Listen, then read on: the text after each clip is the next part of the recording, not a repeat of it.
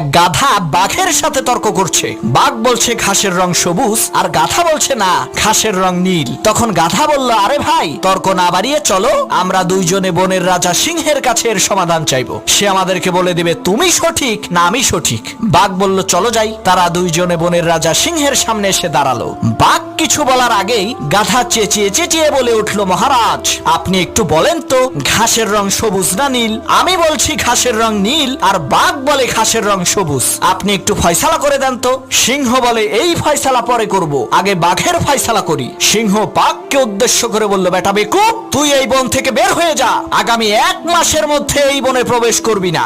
বাঘ বলল, মহারাজ, আমার কোন অপরাধের কারণে আপনি আমাকে এত বড় শাস্তি দিচ্ছেন? তখন সিংহ বলল, বেটা, তুই হইলি শক্তিশালী আর বুদ্ধিমান প্রাণী, তোর গর্জন শুনলেই তো গাধার লুজ মোশন শুরু হয়ে যাবে। তুই কেন এই অশিক্ষিত মূর্খ গাধার সাথে তর্ক করে সময় নষ্ট করতে গেলি?